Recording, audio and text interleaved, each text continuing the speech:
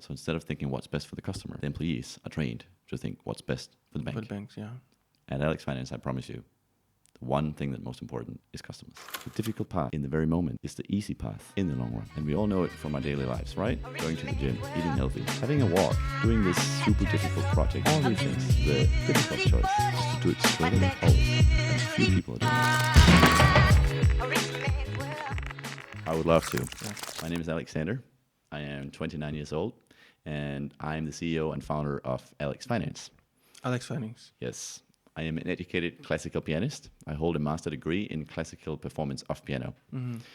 Most of my adult life, I worked as a classical concert pianist and piano teacher. When I was at my best, I was the second best in Denmark, so I have experience with elite musicianship level. Okay. And a lot of these competencies and skill and discipline and motivation and mastery I'm using at Alex Finance at this moment. Corona came, so I wanted to do a career change. I got a lot of my concerts canceled, and that was very inspiring to think, what can I do in my life where I'm having a great life, but not forcing myself to do something I don't want to, because I had a lot of resistance practicing piano. So I continued to think, and I did a lot of different things. Mainly, I was some years in banking, and then I realized that I wanted to help people with their finances, and then I started Alex Finance. Okay. And before we go into the storyline of things, what is it that you offer in Alex Financing? I have one product, so it's very, very simple. Either you buy that product or you buy nothing. It's an online course that takes 12 weeks. Okay. I have 7 lessons that takes 1 hour to complete, online one-on-one with me. Okay. I teach the 7 most fundamental things about personal finances. Mm-hmm. We don't learn about finances at school, at high school, at university, or anywhere else. I had wonderful, exceptional, intelligent, loving parents, but they didn't teach me one thing about finances, ever. So until I was 25 years old, I had no money on my account. I thought that when you paid rent, this was paid to the government, not to the owners of the buildings. Okay. I thought investing in stocks was only for billionaires in suits at Wall Street in USA. So I decided, hell no, I don't want this. I want to learn. So I learned and learned and learned, improved, worked several years in banking to understand the concepts of money from within a bank. And now it's 4.5 years ago, and I learned everything about personal finances at the very basic level. And this is what I teach. Mm-hmm. And that's an online class or lesson that you attend personally, or is it something pre-recorded that they... Nothing is pre-recorded. Okay. Everything is online, one-on-one. Okay. So there are 7 lessons. They all take 1 hour to complete. Okay. The client is deciding when that person is ready to go to the next lesson. Between each lesson, there's one piece of homework. That could be filling out a budget. It could be making a vision board for financial dreams in life. It could be investing in stocks and so on. So it's very personal. So very practical as well. Very practical as well. That's right. Yeah. And what are some of your clients how has their response been since you started? The response has been absolutely exceptional. Everybody has been extraordinarily happy for my product because it goes so much to the core of what people want. People want to understand their finances. People want to be rich. So many people want financial freedom completely. They want 15 million on their account so that they can quit their job and live the lives that they want. It all starts out with personal finance, with personal finances and getting the very basics under your skin. And if you don't do that, you're doomed because you will never reach your financial goals. And what are some of these basics? If it's okay for you to reveal, I don't know. Of course. Okay. I would love to reveal everything. Lesson number 1, budgeting and the monthly cash flow. You learn about how to make a budget, and you learn about managing the money that comes in and the money that goes out. Lesson number 2, financial dreams. You make your vision board, and you reflect on what do I want to achieve with my finances? Why do I want to be rich? Lesson number 3 is everything about stocks. Lesson number 4 is everything about cryptocurrency. Lesson number 5 is everything about buying a home, loans, and debts. Lesson number 6 is financial targets. So in contrast to personal dreams, Financial targets are concrete. For example, if you have financial goals for your net worth, you say, I want my net worth to be $1 million in 2033, 1st of January, for example. And lesson number 7 is a catch-up call. It's basically a test for the student, for the client, if he or she understood everything that is learned. So we go through everything again shortly. It's like a final exam. It can be an exam. It depends on how you view it. Right. I just want that people really do understand Yeah. all the basics before they leave my course. Awesome. And my love for this course is beyond words, because it has saved my life to figure these things out. And it sounds dramatic. It sounded like I wanted to kill myself. I didn't. I was relatively close at one point because I was so frustrated. But I was never so far out that I actually thought of doing it seriously. Okay. But many people out there are so far out. We have extreme poverty in the world. 9.3% of the world's population today are living under extreme poverty conditions. This means not being able to buy food and drink water. And this is why I built Alex Finance, because I want people to, 1, get better with their finances, get richer, and 2, be more generous, be more giving, so that we can extinguish extreme poverty in this world. Beautiful. What something that caught my attention in the first lesson, I mean, to have cash flow.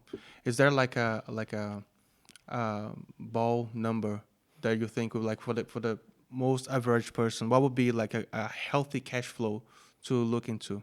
Well, the important thing is not how much money comes in, because that's changing all the time. Right.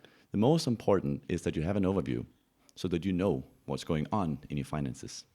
And this is why the lesson number 1 is called budgeting and the monthly cash flow. Because there are much more people. Two sides of the same coin. It is, exactly. Because most people, they actually don't know exactly how much money comes into their account and what they spend their money on. Okay. So the first step is, what do I actually do with my finances today? Because if you don't know this, how can you change it? How can you improve? Beautiful. I would like to know, like, because you mentioned like mental health. Was there like a big factor in for you to pursuing creating this program and to stepping into this new entrepreneurship journey? Extraordinary. It was almost everything. I had an idea in my head that my life, my happiness, would not start until I had 10 million Danish kroner on my bank account so that I would be financially independent. And that is because I never found a job that I loved. So I had a feeling that my life would start when I was financially independent.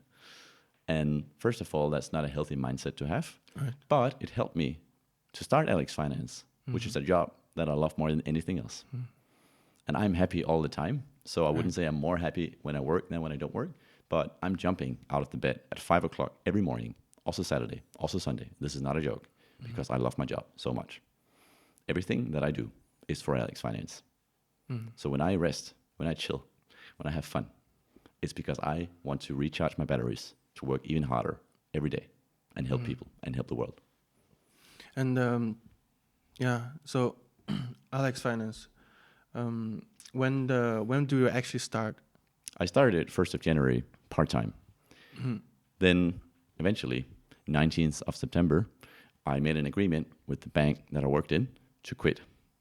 And since then, I've been... How did they react to it?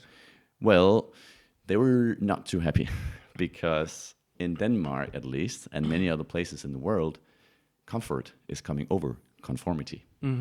So what I really mean is that people don't like when somebody's doing something different. Right. Yeah. Okay. So most people have the idea that people should fit into boxes, should do exactly what they're told, and should do what everybody else is doing. And that is the scary reality that we live in as of 2023. It's so intriguing because I think it's a very mainstream idea to like, hey, just go for your dreams, push through the boundaries of what you can do. But as soon as people see other people actually doing it, they become jealous in a way, right? Yeah, exactly. And you're like, what you planned in your head gets very real. If I tell myself I can never travel around the world, that will be my reality. because I don't believe in it, then I will not do the actions required to get there. If I say, sure, if I want to visit every country in the world within 10 years before I die, whatever, let's say within 10 years, sure, I can do that. And so many people are telling each other, oh, you can't do that.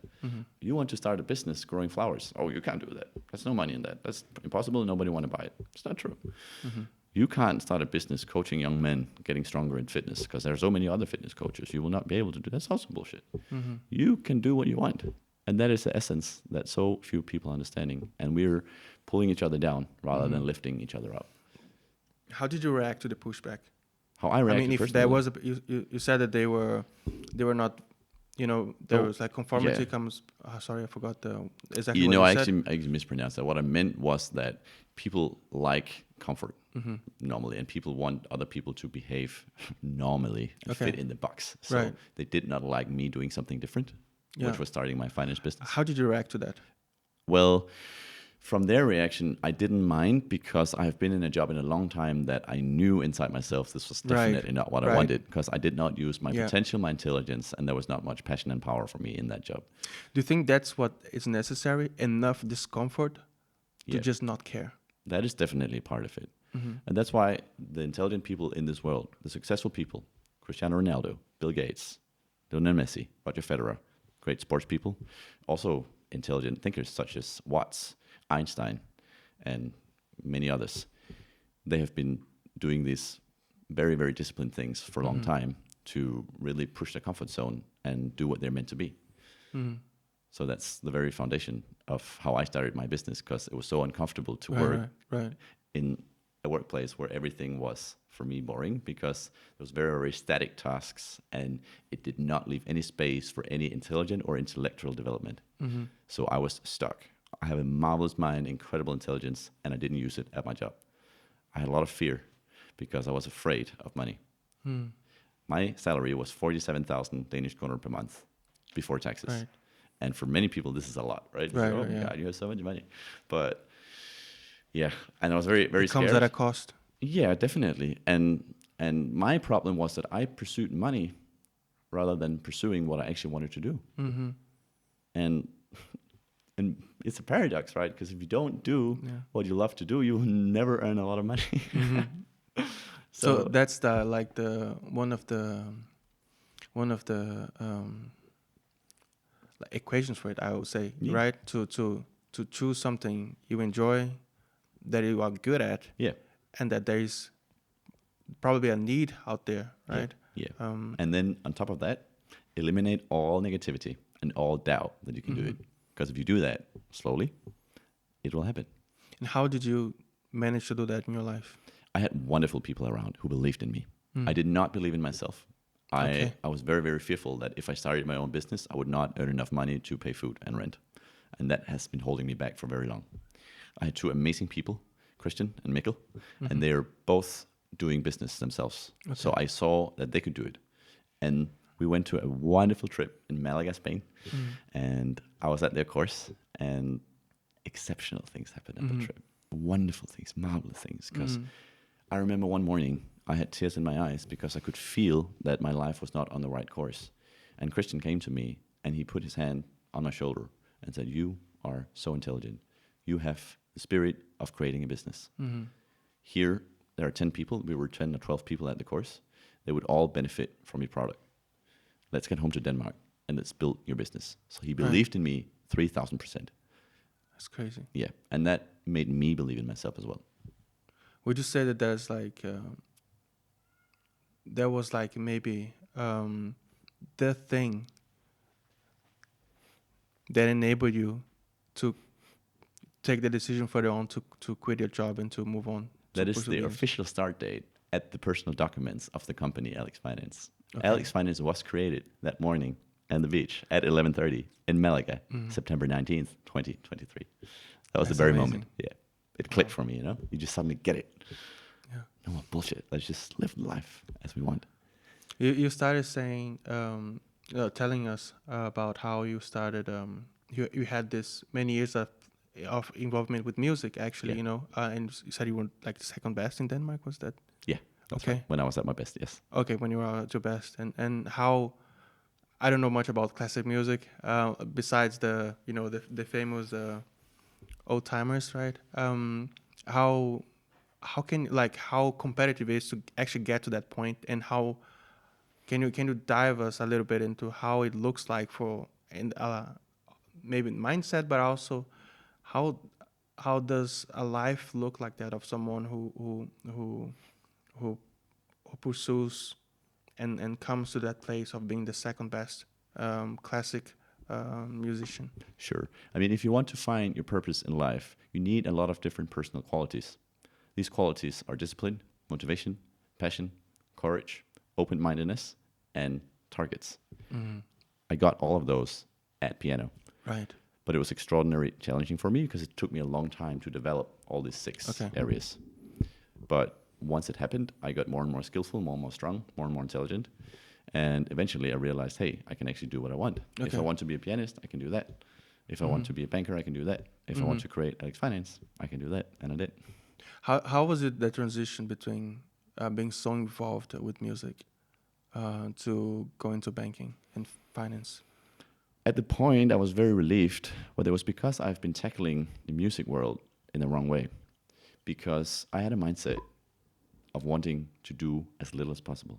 Okay. I had a mindset of being very lazy, and I had a mindset of taking the short way rather than the longer way.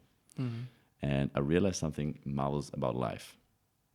And this is very important that all listeners are listening very closely, so I'm going to say very slowly. The difficult path in the moment is the easy path in the long run. I'm going to repeat this because this is very important, maybe the most important thing that we're going to talk about today. The difficult path in the very moment is the easy path in the long run. And we all know it from our daily lives, right? Going to the gym, eating healthy, having a walk when we decided to, although it's raining, doing this super difficult project that we never got started, cleaning our toilet, cooking for our grandmom, cleaning up in the old closet, selling the old machines that we never use. All these things. The difficult choice is to do it straight away, always. And few people are doing it. The easy choice is to say, oh, whatever, it doesn't matter. I can sleep on the couch and watch Netflix. I can chill, do it next week, whatever. So, third time, last time. The difficult choice in the moment is the easy choice in the long run. That is the essence of discipline. But how does it become easy? Very, very, very good question. I love that question. When you work out, that is a very, very good example. Something that I love and something I do 6 times a week. Sometimes I go for a run instead, but I do sports 6 times a week. So when you discipline yourself to do something at the very moment, you train not only your body, but also your mind. So you keep your promises with yourself. This gives you more self-confidence, more strength, and more motivation and discipline and courage and passion and a lot of other good qualities. So it's not only rewarding your body because it's getting stronger physically, but it's also removing your mind up to a higher level. So you're training all aspects of your life, the more discipline you have. So you're getting smarter, you're getting more fun, because everything is connected. Because when I go out and work in the gym, it's actually my mind that I have to work with a lot, because it's very, very important that I believe that I can lift the heavy kilos. So going to the gym, for example, is actually more mindset training than it's physical training. Okay. And that is pretty sick. Yeah. Because the mind is a powerful unit that is kind of scary for me to talk about because it's very new. So I am a little intimidated now by mentioning it, but also I don't know how people will react to this because it's a little bit of a controversial opinion. But our mind is really, really determining a lot of things in our lives. Right. Yeah. I agree with that statement. Yeah. I actually heard someone speaking about, like, of course there's a many fitness influencers, but there was this catchphrase that maybe I'm saying it wrong, but it was about, like, yeah, you can actually exercise your brain to find pleasure in tough things. Yeah. It's then like, oh, this is tough, I don't want to do it anymore. Yeah. When you're at that exact moment and you choose to do it anyway, this how you trick your brain to enjoy that process and to the feeling of accomplishment that comes afterwards, you know. Yeah. And I feel like it's not just with fitness, but it's very clear with fitness, you know. If Yeah. there's one area that's like clear, it is with the physical exercise. Yeah. And the idea of constant improving is wonderful, right? If we have a young guy, 18 years old, and he keeps improving all of his life, I mean, where is he not going to be when he's going to be 40, 50, 60? If he keeps developing his intelligence, his social skills, his charisma, his finances, his openness, his mindset, his discipline, his motivation, his courage, his passion, wow, what a guy. Yeah, yeah, yeah. But there are many people who don't do this. Yeah. Many people, they give up once they're 20, 22, 25, and then it's only going downwards because they don't take the fight. They take the easy choices, not the hard choices in the moment.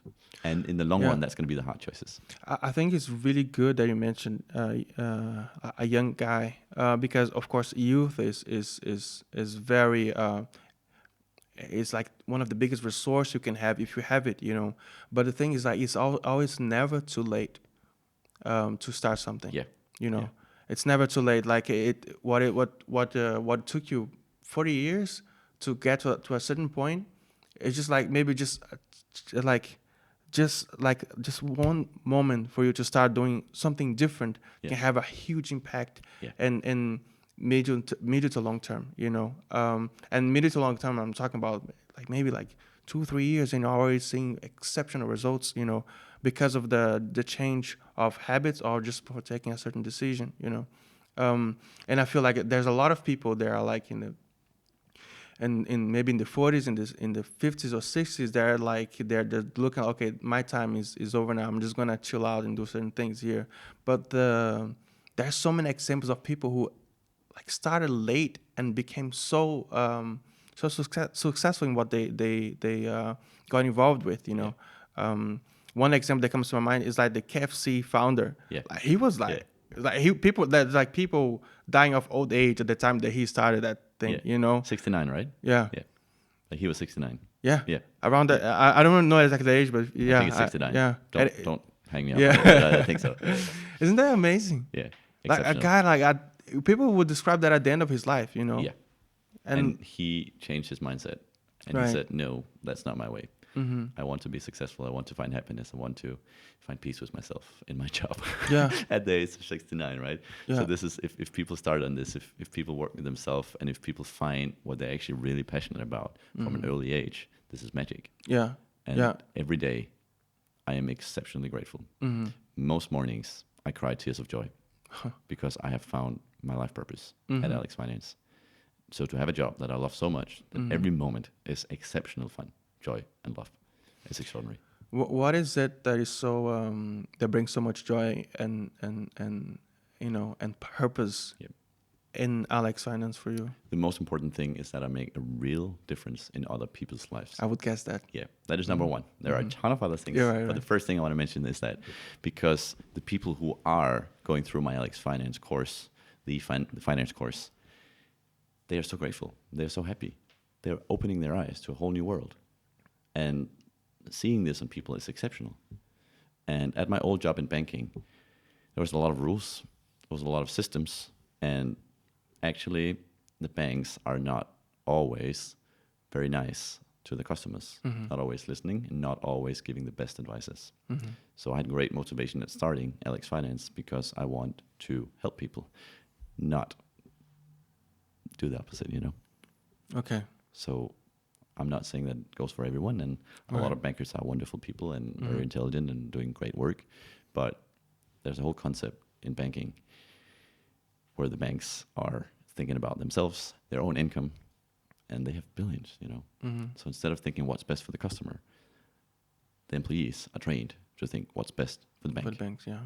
And at Alex Finance, I promise you, the one thing that's most important is customers. Customer happiness, development satisfaction. And it's also like if we just think about stuff, like they take the more indebted you are, the more profitable a bank is actually, right? Yeah, of course they earn money on your debt. A person is borrowing, but still for the person it's good to borrow as much as possible as long as the interest is not too high. Right. This is a part of what I teach at my course.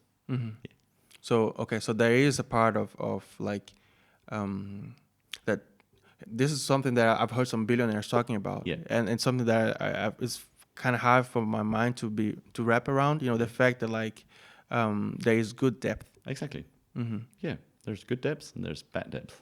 So one of the things I'm How teaching. do you differentiate? Good depth is if the interest is below 8%.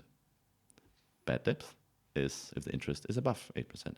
The reason for this is that the stock market is providing you with 8% every year if you invest. This means that if you can borrow money for, let's say, 4% in interest, for example, and you invest the money that you borrow, then you get 4% of interest for free, because 8 minus 4 is 4. And you're getting 100% in return on that? Well, you will get the difference. Yeah, exactly. Which means if you borrow 100,000, pay 4% in interest, and then you invest it in stocks, getting 8% in interest, then suddenly you get 4% extra interest because you borrowed the money. Right, okay. So that's the basic concept of it. And this is very, very, very interesting because I used to have a lot of fear for depth. So fear is running many people's finances because it's not a logical and rational decision. This is emotional and it's fearful.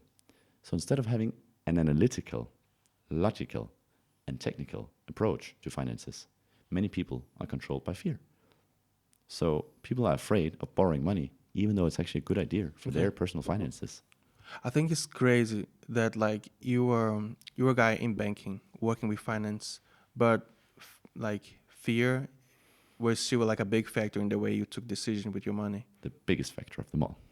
Okay. Yeah. So it actually took you going through a really tough time in order to actually have to change that mindset. Or Certainly. okay. Certainly. Yeah. And when did you start realizing that it just wasn't not working anymore? Oh, a long time. I think I always had the feeling deep inside. It just took me some time to really realize and to build up the courage to do something about it. But I have always been not fitting in. I was bullied in school. I had very, very few friends throughout my life. I had troubles with women and dating. And I was extraordinarily self-critical and self-destructive. Okay. So I would speak very negatively to myself as a pianist. I would say, you're bad. You didn't practice well enough. Last concert was not perfect. Okay. You're probably not going to get hired again with this orchestra because you made 3 mistakes. So because I was speaking like this to myself in my mind, this was a reality that I manifested as a pianist. So even though I was the second best in Denmark, in my own head, I was terrible. Okay. So this is a very, very scary scenario. Yes. If you think about it, how much you create your own reality. Right. Right? Because I could be the 200th best pianist in Denmark and tell myself that I played wonderful and still make a living of it. So we create our own reality in our minds. And this is the secret. This is also why I am extraordinarily happy every single moment of my life. Because if I can create a happy life, and if I am creating my own reality, then why not do it in the most happy way every second, right? And this is what we don't learn in school. This is what we learn in the lessons of life. Okay. Did the fact that you were bullied in school created that mindset of like being self-critical like that? Of course. Okay. Of course. And many other terrible things. Okay. That people didn't like me, that women didn't find me attractive, that I would never be able to build close connections with anybody, that I would never have close friends, that my social skills were terrible, and so on. Okay. And that started with bullying, you think? It started earlier. Earlier, okay. When we are very, very small and our parents are not perfect, Okay. we learn some things. For example, you're not good enough. You can't do this. You shouldn't be doing this. It's things that we get to know from very, very early age up until we are 3, 4, 5, 6, 7 years old. Okay. That's the basic belief system that goes in the body and the mind. Yeah. And then more negative stuff is coming on top of this because when we have these issues with ourselves, it's difficult to have a good social life and to function well in the world. So once we grow up, it's an amazing opportunity to work with these things and to get to the bottom of who we actually are and how our mind works. Because the deepest secret, let me say it again. The deepest secret of my life is that I always control my own mind. So I decide how I feel about things. And let's have some examples. Let's have some fun examples that people know. Like, let's say it's raining. Yeah. It's raining outside. It's terrible because you decided to go for a walk, but it's raining. 97% of people, more or less, would probably think, oh, that's so bad. It's terrible. It's raining, then I'm getting wet. It's cold. It's terrible. I don't even want to go out. Imagine you told yourself different. That, okay, it's raining. That is great because it's fresh from my Get wet. face. I increase my discipline because then I go out anyway. It's super fresh because then I'm so grateful for when I'm in my warm bed or in this warm sunny country in 2 weeks. And it's super good because then I know that I'm alive. I can feel the water on my face. It's actually very pleasant. You know, it's two different realities. Yeah. Or let's say it is that I break my leg. That's a bit more serious. Okay. But it's the same. Many people would think, fuck, man, excuse my words, but I broke my leg. It's so bad. What about my work? Now I have to lie here in this boring hospital bed, and it's so bad for me, and it even hurts a little bit, and I don't know what to do, and you know, and then you have the worst 3 weeks of your life. Let me put it in a way where you can see it positively. So yeah, I broke my leg. It's actually great because then I have 3 weeks of work where I can just reflect. I can read all the books I wanted to. I can speak to those amazing nurses who take care of me, who are actually very sweet. And I can call these 5 friends I have never called in 2 months because I've been so busy. And I can chill and draw some beautiful drawings of stars that I've always wanted to. Okay. Hey, great. You know? Yeah. So this is scary because many people are victims, right? They feel like, you know, if my head is telling me that I'm tired or angry or unattractive or stupid, then that's how it is. Yeah. Well, like one way that I because it's so funny that we're talking about things that I've reflected a lot about as well, you know.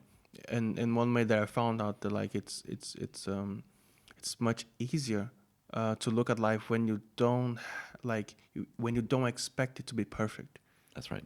Right? When it's like when there is room for improvisation, you know. Yeah. When like things don't need to be completely neat and perfect, you know, and that's actually when you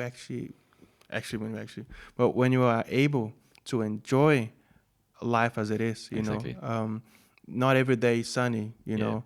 Not you know, sometimes you break your leg and all that, you know, and just the fact that you are living life and experiencing things, you know,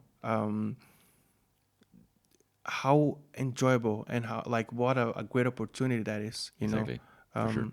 And just otherwise, you know, like if you look at life as if it should be factory perfect and you know, completely like perfect design, squared up and all that, you know, then what does life is actually about then? Yeah.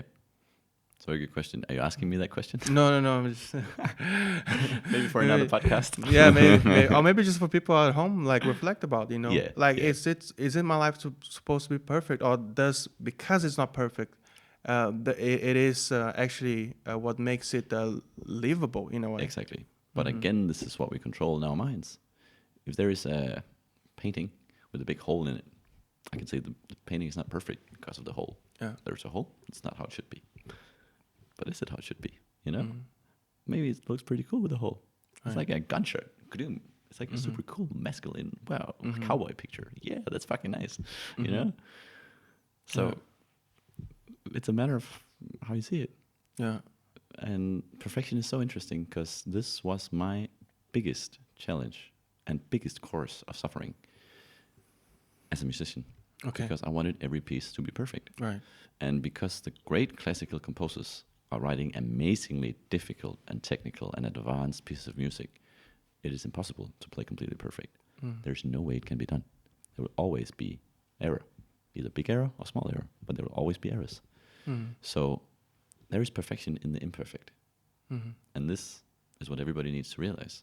And so many perfectionists are out there.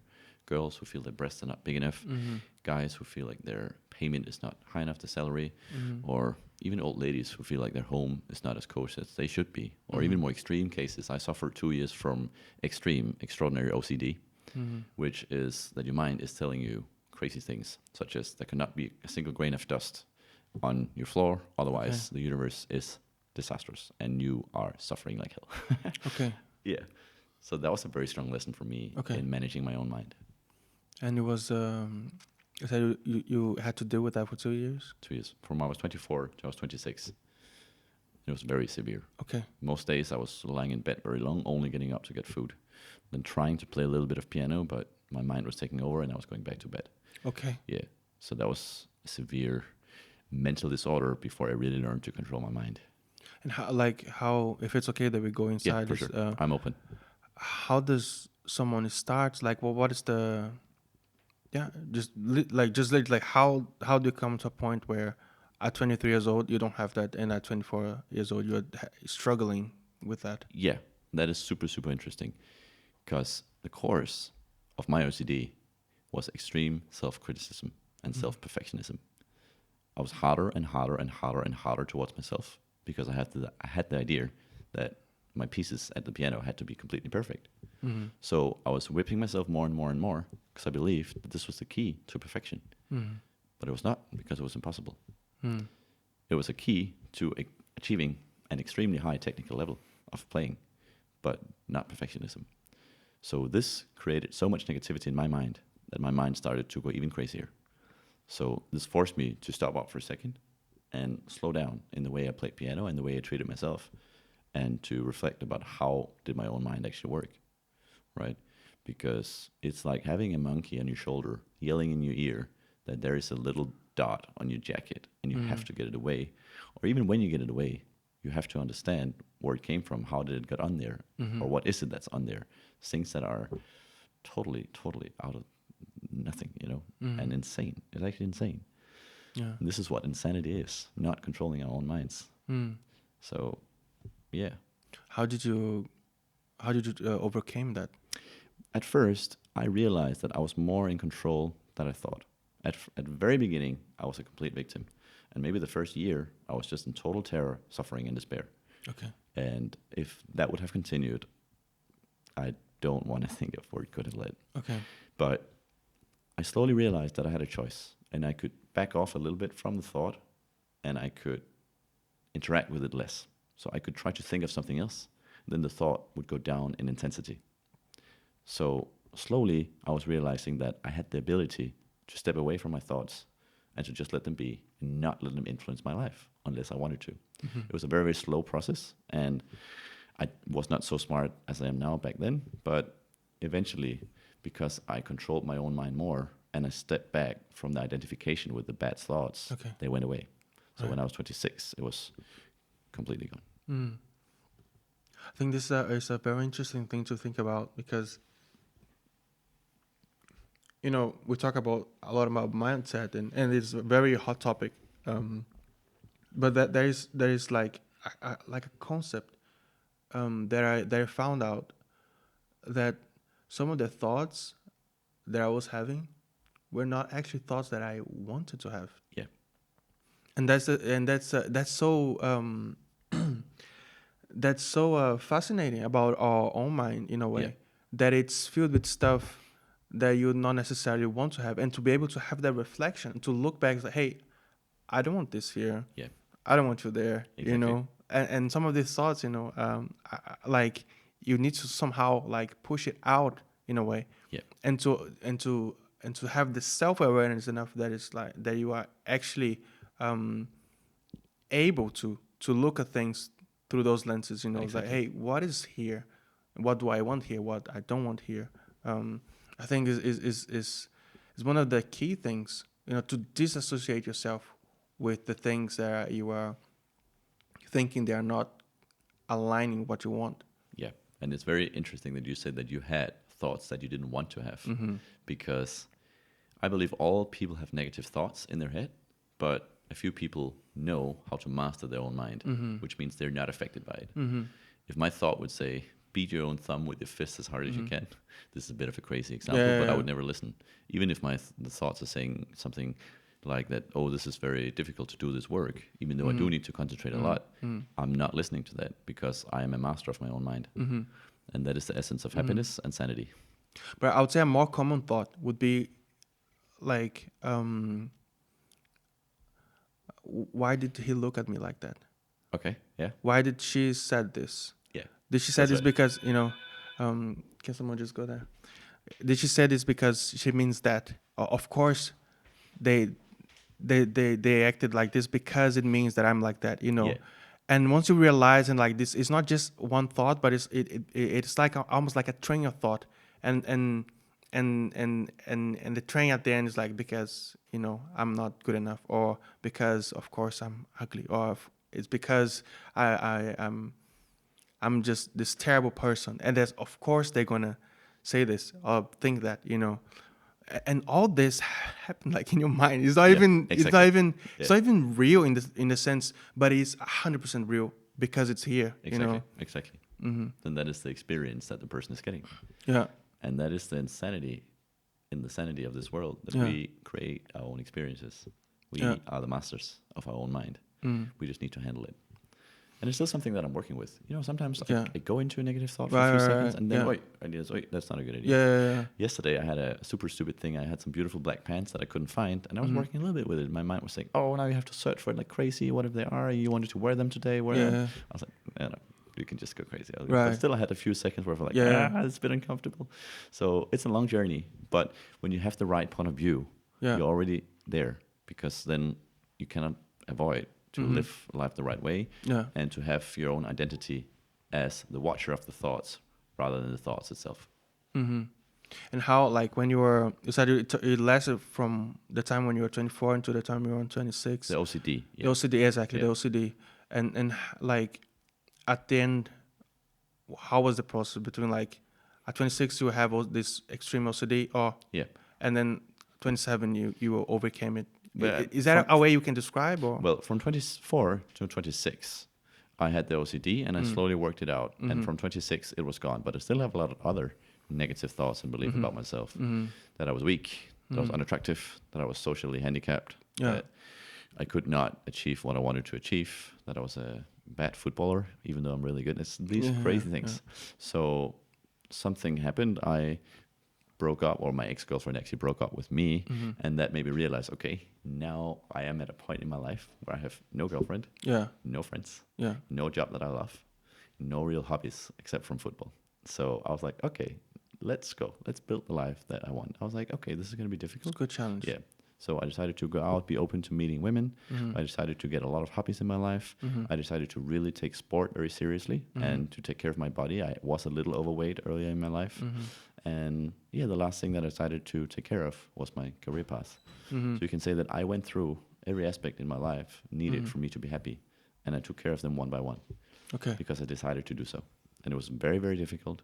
Many times I had to overcome my own fears and jump into crazy challenges, such as starting a Chinese course, even though I had some Yeah. beliefs that it was difficult. Going to a girl I thought was very, very beautiful on the street, even though she didn't know me at all, saying, "Hi, I noticed that you look very attractive. I wanted to say hi." These kind of things. How did they react when you just like? The girl, you mean? Yeah. Actually, they were very happy, very flattered. As long as you come with a good vibe, and if you don't expect to get anything back, if it's just a test for seeing if there's a fit, then it goes Okay. well. But of course, it took some time for me to start it in the very beginning. And the first 100 approaches I did was not too good. And I decided to do a lot of them because I wanted to know myself and I wanted to really get to the bottom of who I am and why I have this belief that I'm unattractive. to Okay. women. Yeah. So I went on a lot of dates and did a lot of crazy stuff. All right. Yeah. Okay. And how, like, do you think that a lot of that self-improvement type of a journey you took started when you broke up with or when you guys broke up? Yeah, Okay. certainly. Because I was at the point of no return. I was at the point where I basically didn't really have anything in my life. So as I said, I had a job I didn't like. I didn't have hobbies. I had no girlfriend, no friends. I had a wonderful family. So, and then I had football. So it was not like that. I had zero. I had an apartment that was okay, and I had a little bit of savings. So I wasn't, you can say, on the very edge of destruction or something like this. Okay, But yeah. compared to the life I wanted to be, I was extraordinarily far away. Yeah. So I decided to give it my best shot. And I came very far, fortunately. I'm very grateful every day. Yeah. Off camera we talked a little bit about the fact that you still have important mentors in your life, and you've had also other mentors, and you even spoke about surpassing your mentors and That's right. getting new mentors. And Exactly. can you give a little bit of insight in that whole framework? Certainly. So we learn a lot from people who are better than ourselves. And this can be better coaches, better business owners, better sports people, better nutritionists, whatever. So if somebody's better at something than ourselves, it's a great mentor because we can learn a lot. We can also learn from people who are not as good as ourselves if we are very open. But if you have mentors who have walked the path that you dream of walking yourself, there's no way that you can't get there unless you're not open to it. But then you wouldn't hire the mentor in the first place. Right. And I have experienced surpassing 2 mentors and now getting a new mentor on a higher level. And of course, self-improvement is all about keep going, creating more value for the customers, being more an amazing man. And I have a child as well. So I'm so passionate about being a great father for Feline, my daughter, who's 2.5 years old. Okay. And there are a lot of things in my life where I still have some space for improvement. So I'm trying my best every day to do a little bit. How is it to become a father? Oh, exceptionally challenging because I was not in a good place for myself. Okay. So the first 2 years were very difficult. Now it's amazing because I learned how to be a good father, because I learned how to be with myself, and I became the man I wanted to be. And for that reason, I can also react well when my daughter is having different feelings, and I can be there for her. I have endless amount of energy, which means I will never get tired when I play with her the whole day, which was my challenge earlier on. Yeah. Because I had some beliefs and I didn't have a healthy lifestyle. And the combination of those two would be that I would be exceptionally tired when I came home from work from 8 to 4, sorry. Yeah. 8 to 16, that was what I wanted to say. And because I hated the job and it was not very nice, then I was very tired. So it was super difficult to be there for my daughter, who is very energetic, has a very strong temper, and needs a lot of attention and playfulness. So it's one of the regrets I have in life. But still, I don't really regret it because I did my best. And we have to be kind and forgiving to ourselves.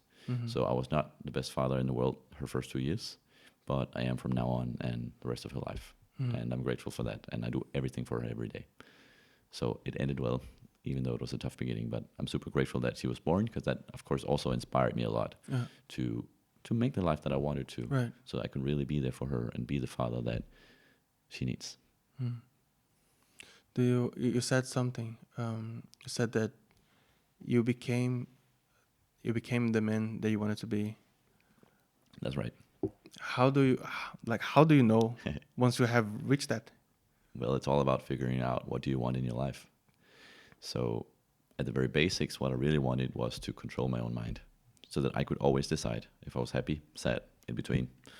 And because I can decide that, I'm always super, super happy. I'm smiling all the time. And seriously, and I'm also going very much into it myself, and I'm also reflecting a lot. But you have some different goals with fitness, with money, with social skills. Right now I have more friends than I could ever dream of. I don't have any beliefs about that I'm unattractive towards women. And I have the business that I've always dreamt about.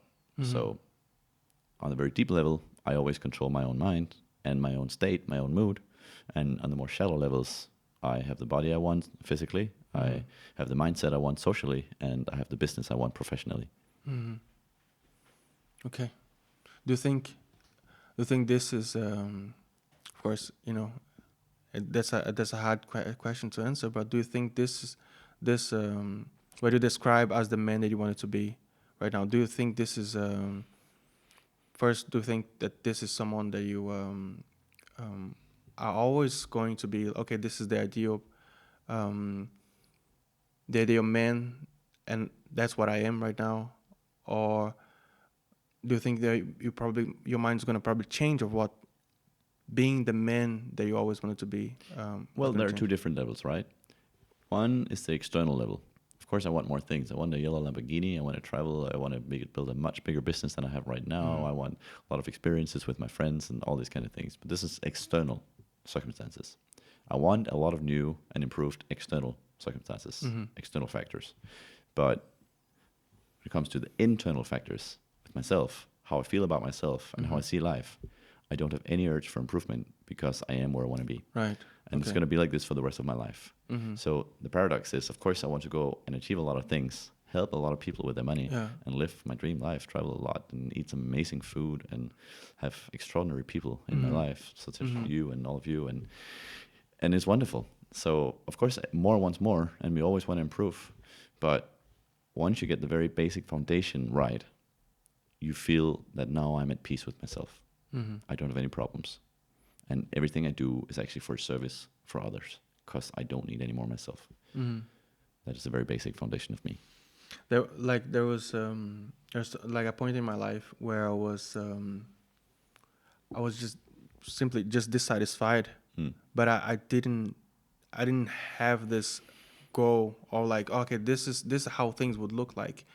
Do you think that maybe also during your teenage years or maybe later on of the struggle you spoke about, do you think that you was just like a natural feeling of discomfort, or was it, or did you have a clear idea of who you wanted to be, if just not that?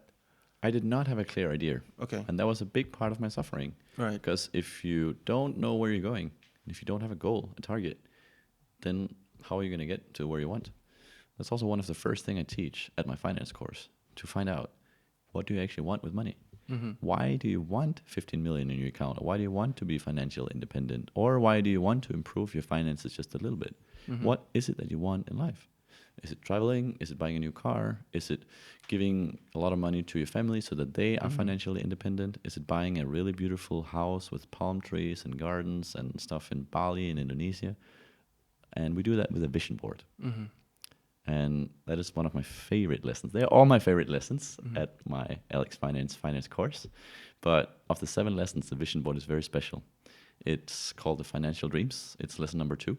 And I ask the client to have a picture with several small pictures on it describing the biggest wishes in the person's lives.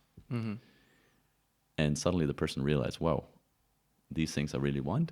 Right. And I need a lot of money to get there. Yeah. So it's good I'm a part of Alex Finance course, because then I'll get rich. But at the very basics, you have to know where you're going. And concrete goals are super important. I want a yellow Lamborghini Aventador, and I know exactly which car I want. So I'm going for it. I want to extinguish extreme poverty within 2073 with my business. That is my main business goal. It's Really? long-term and it's very concrete. Yeah. To extinguish Extreme poverty. Extreme poverty. Exactly. Okay. So that everybody has enough money to buy food and water. How do you think you can achieve that through the business? Well, I do 2 things. I help people being smarter with their finances so that they're more wealthy. And I help people to be more generous, giving, and open to giving money to the ones who need it the most. And the second thing is more subtle, and it can be difficult to understand because many people are thinking of, I want more, I want more, I want more, I want more. But many times when you give something without expecting anything in return, somehow this is paid back in other ways. So being generous is a very, very good thing at all places. Giving money to homeless, giving big tips at restaurants is something that I strongly advocate, even though one is maybe not so rich, because it's exceptional when you give money to somebody who deserves it or somebody who needs it. That's extraordinary. Okay. Yeah. Alex, it has been very, very pleasant to talk with you. Do you have any last words for the people watching? Yeah, I do. Think of what you want with your lives, really. Feel inside your heart, what do I want to achieve? What do I want people to remember me for before I die? This one is very, very strong. If I'm going to die tomorrow, what do I want people to remember me for? What kind of impact do I want to have in this world before I leave again? If you reflect about this and be very, very clear, your life is going to change. Your life is going to be amazing and incredible beyond belief. Just work with it every day until it's super, super, super clear. Exactly clear, super concrete. It can be hard, it can be difficult, it can be boring, it can be challenging, it can be annoying, it can be weird. People might think, what are you doing? Keep working with it. Write down every day your journal and have this in your mind while you write your journal. Just sit back and just do it every day without ever skipping one single day, no matter what. Your journal is your key to finding yourself. So write your journal every morning and watch the magic unfold.